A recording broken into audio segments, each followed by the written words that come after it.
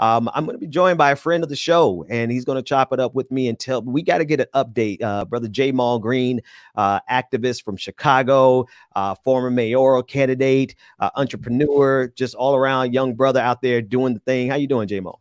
What's up, Benjamin? How you doing? Good morning. Good morning, man. And listen, thank you for being able to jump on at such short notice. I've been following the good thing about technology, man, is even though I'm not in Chicago, I'm able to see what's going on. I've been following your timeline. Give us an update, because here's the thing, Jamal. That's what I love and hate about this work. Everyone always says, "What about Chicago?" As if people aren't in Chicago trying to do the work. Tell me what's going on up there, man. So, we are trying to build an 80,000 square foot youth center on the south side of Chicago. Many people, if you don't know, we have this year is like the highest rate of violence in decades, right? Last year was the highest rate of violence in 24 years. So almost all my life. Now this year is even worse than last year. So it is out of control. Yesterday, we just had 9 people shot at one place. We have mass shootings every week. For over the weekend, this past weekend, 60 people shot and a dozen killed. This is our everyday weekend, and our weeks are just bloody. And so what we're trying to do is we're trying to tackle the root causes of what's going on in the city of Chicago by building a facility that's not only a safe haven, not only a place where we can tackle the root causes of what's going on, like having a wellness center on site and tackling mental health, having services for homeless youth, making sure that we evaluate each student, make each all-star, what we call them, to make sure that they have the services needed based on where they're coming from, or the household they're coming out of and the school they're coming out of, but then giving them programming to inspire them and give them hope that they could be more. So we're talking about a coding program so they can learn how to code and build games and build apps. You're talking about a vertical farm on the roof so they can learn how to grow their own vegetables. An aviation program where they can have flight simulators and they can learn how to be pilots, carpentry, and on and on. This is a very revolutionary center that's not been done like this. And we're fighting with the mayor right now because me and the mayor are not good friends. With the black mayor? You're having a fight with the black mayor? The black mayor. And she is, very funny. Lori Lightfoot she is very out of touch with our neighborhoods and have been for many years and since she's been mayor. And she doesn't have anybody in her administration from Chicago, and definitely not from our community. So everybody that she appoints in her administration, they're from out of town, including her. She's not from Chicago. She's from Ohio. So you would imagine why violence is where it is and why we're having so many problems. And so we're fighting with her just to get the city land it was an abandoned school that I went to in 6th grade. It was one of the schools they shut down many years ago. They shut down 50 black schools at one time, right? And just threw them all, made them go travel miles to another school, causing a whole bunch of other chaos. But this is a school that's been sitting here in the same place, messed up, asbestos all in the school. I mean, they took everything, stripped it. It is just a shell and have been for eight years plus. And so we're trying to repurpose the land so that we can build a center for the community and for young people, as well as increase property values. And it'll just really help the community. And but we're fighting with her, and because she doesn't like me. And she doesn't want me on the project. This is a community project. Because you're a troublemaker, man. You're a rabble rouser. You go down there. If you see an issue, you don't waste time. Like you don't pull any punches. And people don't like. So you do know why she doesn't like you, right? Of course, of course I know why she doesn't like All me. right. And you have every right to like me, but don't like me. But the problem is that when this is a community project. We have the top architectural firm in the state, top developer in the state, hundreds of folks who have played a part in this, all the community organizations. This isn't about me. Yeah. This is about our young people, and this is about our community.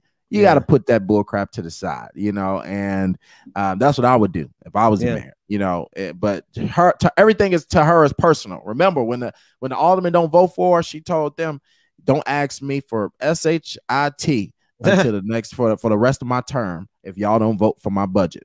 The budget that gave billions of dollars to police. Oh, because it's all tied together, Rebecca Azor.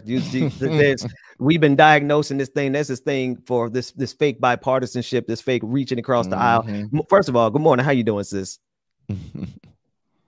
Oh, girl, you just talking real good and the microphone all on mute. You still on mute. We figured that out. She's here. You can see her. For those I'm here. My bad. That was me. That was me. I had to put it on mute because it was just kind of weird. But no, good morning. Good morning. Here it is. Bubba Jakes, who's not in the house this morning. But it was very abrupt. So you guys are in your conversation and I didn't want to just be like, hey, what's up? Right.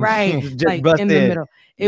Didn't want to do all of that. But you were saying though, Ben, bipartisanship. Yeah. It's like that whole idea. First of all, it doesn't matter if you know the folks that are your leaders are black or not, and then you fight with them. Even if you're moving in a way where you're trying to lead and you end up having to fight your own, you know, sometimes it be the folks in the crew, the folks that look like us that we do have to sometimes disagree with, and it may turn out to be a fight or whatever, right? But sometimes you got to do what you got to do. Because everybody ain't for you. Everybody ain't on the same side. We say that all the time on the show. Now, the bipartisanship thing, that is something that I just find to be crazy. And with the latest example of Kamala Harris, I don't even know if we got there yet. No, we haven't. But I don't even know if we got there yet. But I got the clip for you. I got the clip. Just do not come here. Yeah, play this clip. This is Kamala Harris. Let's take a listen in as she discusses immigration. I want to be clear to folks in this region who are thinking about making that dangerous trek to the United States-Mexico border. Do not come. What? Do not come. Exactly. The United States will continue to enforce our laws and secure our border. There are legal methods by which migration can and should occur. But we, as one of our priorities, will discourage illegal migration. And I believe if you come to our border, you will be turned back. So let's discourage our friends, our neighbors, our family members from embarking on what is otherwise an extremely dangerous journey. You know, so we really expanded the conversation here, but this does absolutely tie in, Rebecca. And then Rebecca, tell us what you thought about this clip. Then I want to bring in John Nichols, and we're going to expand. And we're going to find together the lies that are being told to us all over the place. The lies. So here it is for me. All I heard was build that wall. That's all I heard from her. And like I couldn't hear anything else. That's all I heard. And it's funny because she was giving Trump energy. That was giving very much Trump. Nobody can tell me that it was different, because that's exactly what Trump said before his presidency, during his presidency. It's exactly that. And she's speaking literally to in the news conference with the Guatemalan president. So it's like, don't come here. Tell your people to stay where they at, even though we come to these, countries and we just run through it, mess it all up. We don't need y'all to come and seek refuge over here. We don't need that. And that's exactly what she was saying to them very confidently. And this is where my issue lies, because that's that bipartisanship that everybody was looking for, right? There it is. There goes the one that President Biden was running off of. When he was running, he was talking about bipartisanship, hold hands, be friends. And Kamala Harris was giving that. When she said that America isn't racist, there's a bipartisanship talking point. When she said just now for y'all not to come here, for anybody else, basically don't come here. There will be consequences. That to me was a bipartisanship talking point. And what that's going to do is bring the Republicans, bring the alt-right, and they're already on Twitter just going in. They loved it. They loving it. They loved it. But what you gonna get back in return? Let's do this. I want you to set the proposition for me, J Maul. What do you see the commonalities between Lori Lightfoot and Kamala Harris in terms of not them personally as being Black women, but in the role that they facilitate for the system? Like, are they there for us, or are they there for the system? And then we're gonna bring in John Nichols. 100% there for the system. Lori and Kamala are one of the same. And Lori Lightfoot, you know, here in Chicago, who acts like she's progressive, is far, far, far, far from progressive. She is police number one. And when I say every chance she gets, she throws we gave police $2.5 billion last year, you know, and when they were protesting, she raised bridges downtown so people couldn't come downtown and they had to stay and loot in their own neighborhoods. Protesters getting beat up, teeth knocked out. When I say Lori Lightfoot is no progressive, she is no progressive. So, you know, the blackface and the fact that she is the first LGBTQ mayor fooled everybody. But this time people got to understand that symbolism means nothing. And real quick, my boy Ryan Knight tweeted this about Kamala on this Do Not Come Here. He said, Statue of Liberty, give me your tired, your poor, your huddled masses yearning to breathe free. Kamala Harris, do not come. Do not come. If you come, you will be turned away. Now, did Ryan Knight DM you and ask you to retweet that? Okay, I digress. Never mind. Go ahead and coming to the screen now is John Nichols of The Nation. He is author of The Fight for the Soul of the Democratic Party. John, I want to bring you in to help me connect the dots, because we have two stories. Actually, we have three things on the table, and I think that there's a connecting thread.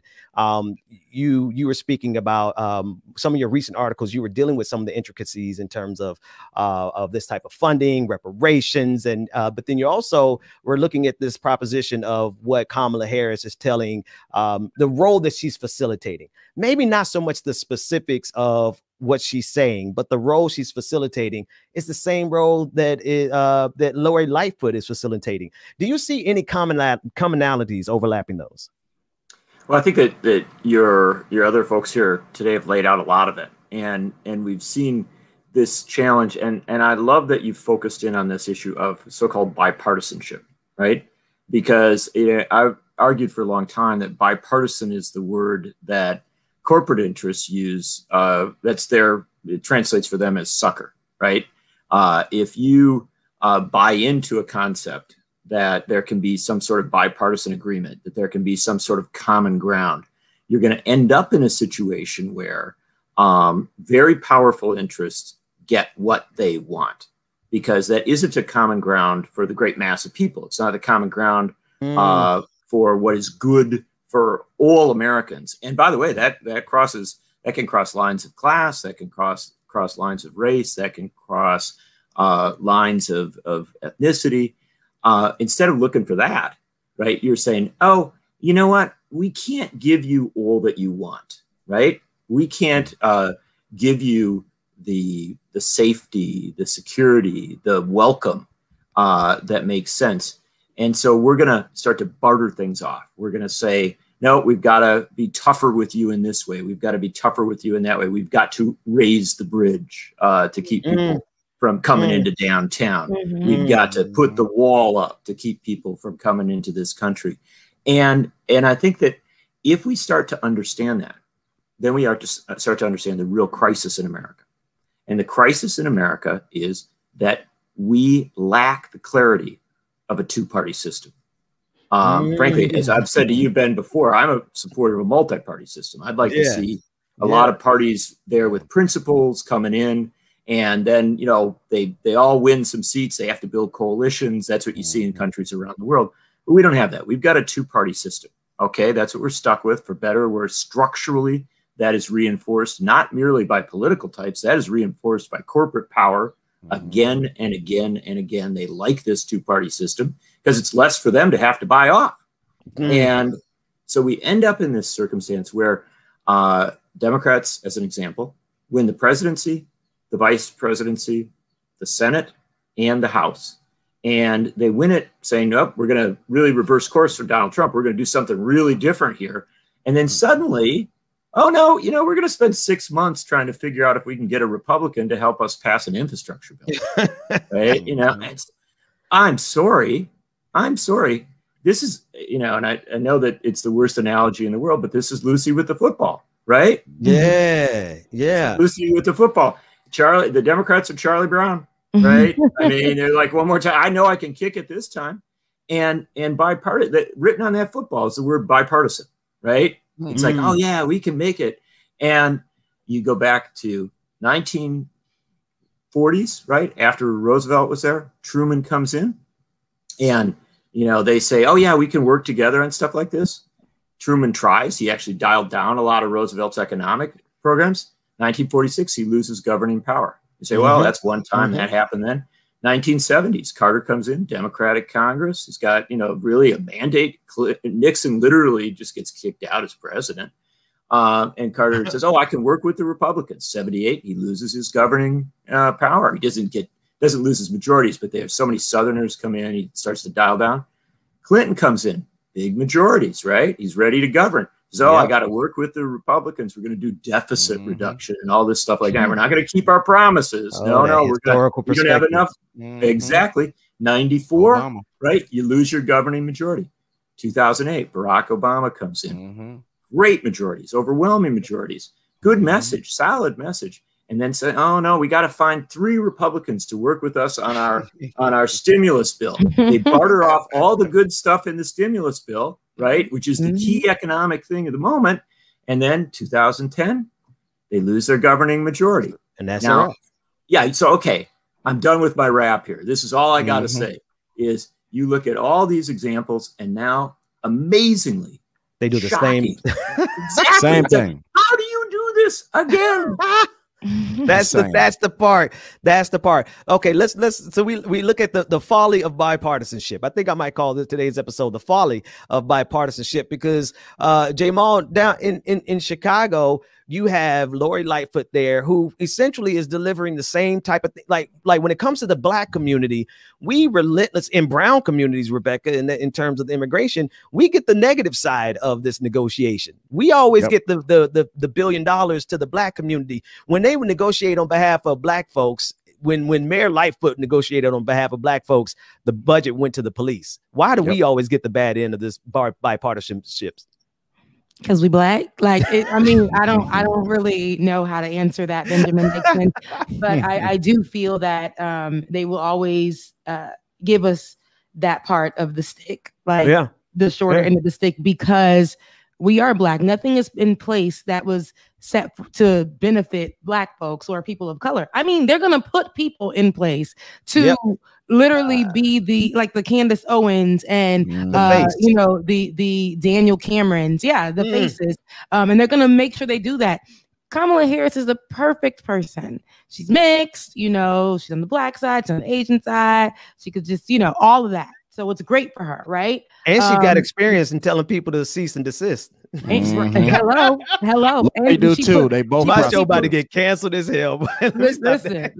She put people's daddies and sisters in jail. I didn't mean to open up Lori Lightfoot too. You said Lori Lightfoot as well. She was a prosecutor. Oh, wait a minute. Here's the thing, though. Prosecutor in Illinois. The police state, they're representatives of the police. They are there to serve. The side of bipartisanship that they're there to serve is the police state. And you know, when they are associated with that type of career, it's like it's you know, white supremacy is tied all in there too. So even if you're not white, you can still move in that systemic way. And that's what we see when we see Kamala Harris. And when we hear her, it doesn't matter because she graduated from an HBCU. I love that, you know, we, the Black community, you know, will say, oh, a Black woman is in the vice presidency. It was beautiful. We celebrated on that day. We was like, Black women. We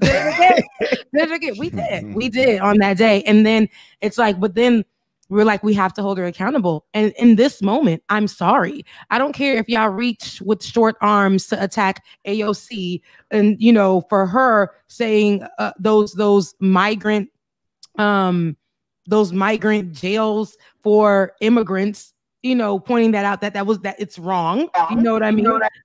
So it's for me, it's like they're gonna try to tie it. It's already happening. The right is saying that, look at Kamala joining us on this side. AOC could never. They're already doing that now. So it's causing a stir. And this is what the bipartisanship that the Republicans wanted. This is what it looks like. It's not really unified. It's more division, if anything. So how is that mirrored in Chicago, Jamal?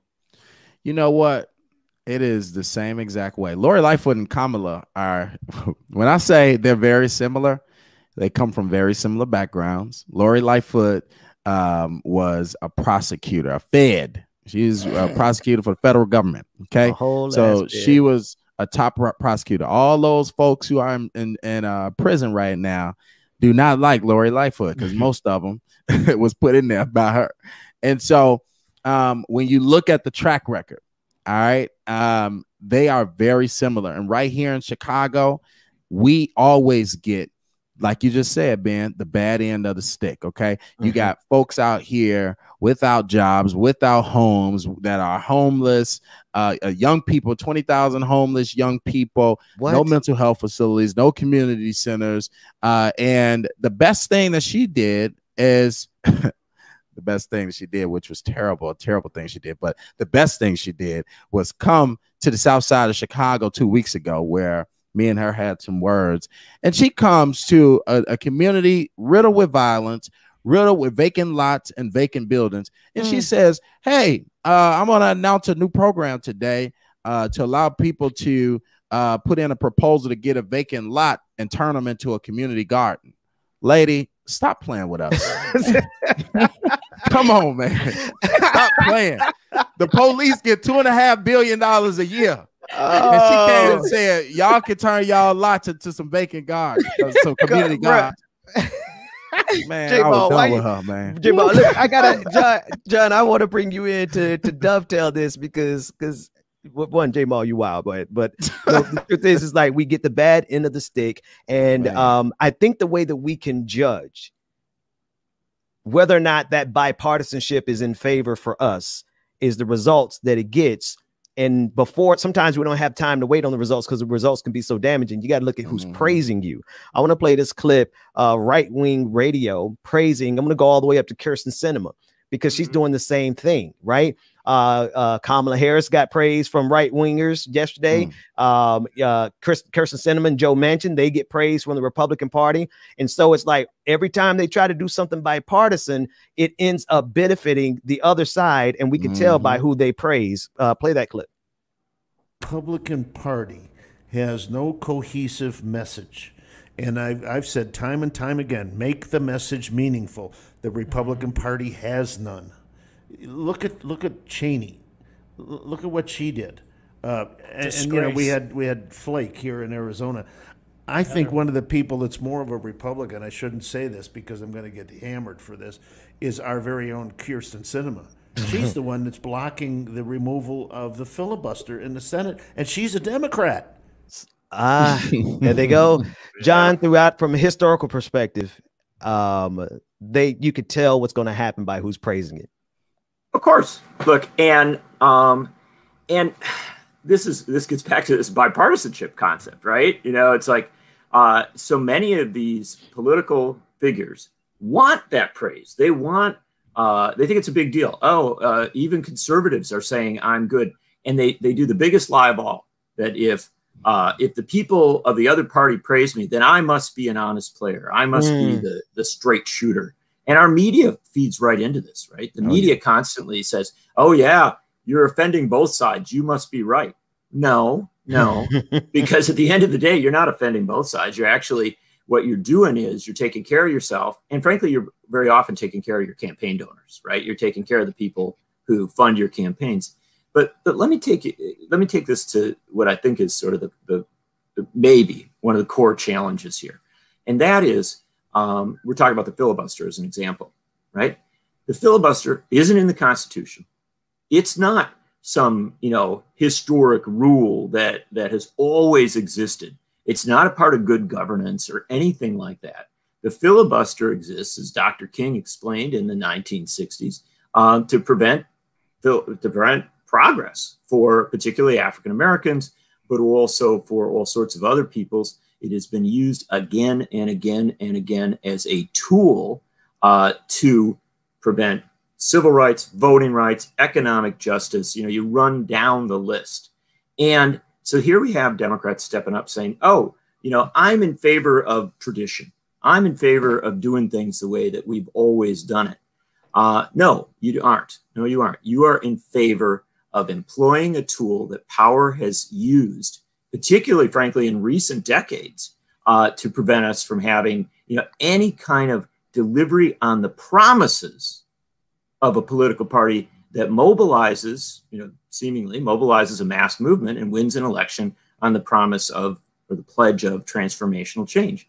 And here we're seeing it happen in real time. This is a point at which we ought to pull the brakes and say, just as, you know, we talked about with Lucy and the football here, this is time to pull the brakes and say, no, we're just not going to do this movie again. The first movie was a bad one. Sequel 2 was worse. Sequel 3 was worse. Sequel 4 was worse. And boy, I'm telling you, if you've ever seen, you know, like Sequel 9 and it was good, you're looking at a different movie series than I've been involved in. Fast and Furious. I don't know. That's actually a better example of it than most. But no, here's what we're talking about, though. And so I think that it's an interesting thing. I've been looking back at this and writing about some of these filibuster fights as an example. And I don't want to go down that. I think what you're on here is a deeper conversation. So I don't want to get lost in the filibuster per se. But I'll just use it as an example. In 1964, when they were doing the Civil Rights Act, and then into 65 with the Voting Rights Act, they expected a big filibuster. They really did. They had it in 57 on the first civil rights bill to come post-Civil War. They waited a better part of 100 years to do something. By the way, I'll note that it was under a Republican president, Dwight Eisenhower, that they actually started to move on that. But that got filibustered. Then they're expecting a filibuster. Strom Thurmond's still there. Stennis, Eastland, all these Southerners are still there. They're expecting a filibuster.